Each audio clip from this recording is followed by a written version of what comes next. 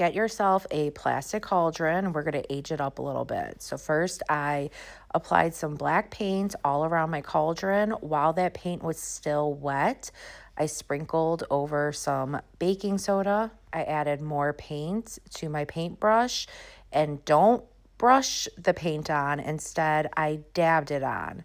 And again, while that was still wet, I sprinkled on some cinnamon and allowed everything to completely dry. And this transformation is already so good. Then you want to get some polyfill, and I'm just putting a small amount of hot glue inside of my cauldron and carefully placing that polyfill inside of it, and just have it to where it is sticking outside of the cauldron as well. Fill in your cauldron with some tissue paper, plastic bags, whatever you have, and then place some green LED lights inside of it. I believe I got these from Walmart. And then place some more polyfill on top of the lights. Now that we have our spooky witch's cauldron, we need to add in some heat. So get a large laundry basket from Dollar Tree. This one I already had at my house. As you could tell, it's broken. So I said, hey, let's just recycle it and use it for this project.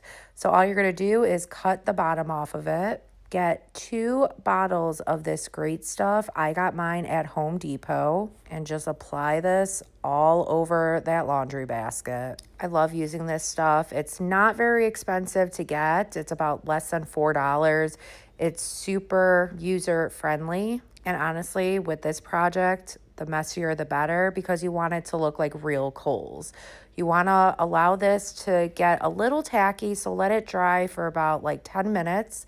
Then start placing your props on. I placed my cauldron on top. I got some of these smaller skulls from Five Below, but you could get them from Dollar Tree or Walmart. But honestly, just add whatever you would like to this piece. Allow the great stuff to completely dry. Cover your cauldron with a plastic bag, and then very carefully and lightly, I went over some of the spots with some red spray paint, and then I went over that with some black spray paint, and allow that to completely dry. Now this next part is completely optional, but I feel like you have to do it because it really just brings the whole project together, which is using some either orange or red LED lights. Bunch those up and then put this piece right on top of that. And there you go, guys. I love how this came out. I added a little witch behind it because how perfect is that? I hope this inspires you to create your own in your own special way. If it did, please be sure to sprinkle the love. Thank you so much, and I hope y'all have a good rest of your day. Thanks. Bye.